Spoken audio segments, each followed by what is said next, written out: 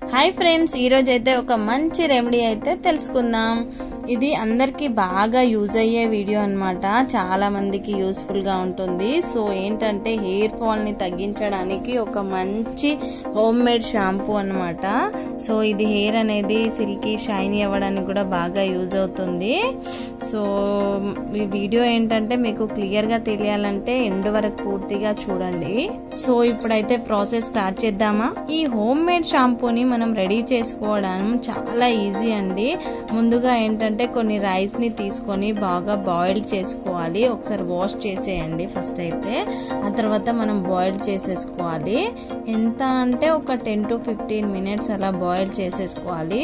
మనకి ఏంటంటే వాటర్ అంతా ఇప్పుడు మనం రైస్ వండేటప్పుడు థిక్గా వాటర్ వస్తుంది కదా, సో అలా వాటర్ అయితే రావాలి మనకి ఇంతకు ముందు గంజి అని అంటుండే కదా, రైస్ వండినప్పుడు వాటర్ వస్తాయి కదా, సో దాన్ని గంజి వంపడం అంటుండే.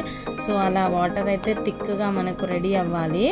సో అలా రెడీ అయిన వాటర్ని మనము పక్కన పెట్టేసుకోవాలన్నమాట. వేరు చేయాలి రైస్ని, వాటర్ని మనం ఒక బౌల్లో తీసుకోవాలి.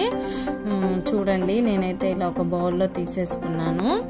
ఇందులో వచ్చేసి ఏంటంటే రోజ్మెరీ ఎసెన్షియల్ ఆయిల్ ఉంటుంది కదా, సో అది ఒక 10 to 15 drops యాడ్ చేసుకోండి.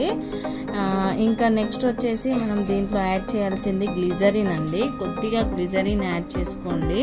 గ్లిజరిన్ యాడ్ చేసుకున్న తర్వాత లాస్ట్లో ఏంటంటే మనకు రెగ్యులర్గా యూజ్ చేసే షాంపూ ఉంటుంది కదండి, సో మనం ఏది యూజ్ చేస్తే అదండి. ఆ షాంపూని కొద్దిగా యాడ్ చేసేసుకోండి. యాడ్ చేసుకొని బాగా మిక్స్ చేసేసుకొని ఒక బాటిల్లో అయితే స్టోర్ చేసుకోవచ్చు మనము. ఇది మనకు 10 to 15 days వరకు ఉంటుందండి. ఫ్రిడ్జ్లో పెట్టేసుకొని మనం వాడుకోవచ్చు.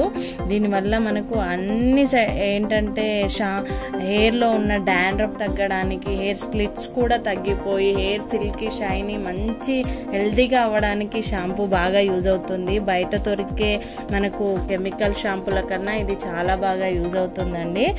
దీన్ని మనము ఒక ఆల్టర్నేట్ డేస్ మనం ఎలా అయితే షాంపూ యూజ్ చేస్తాం కదా అలా యూజ్ చేస్తే సరిపోతుంది.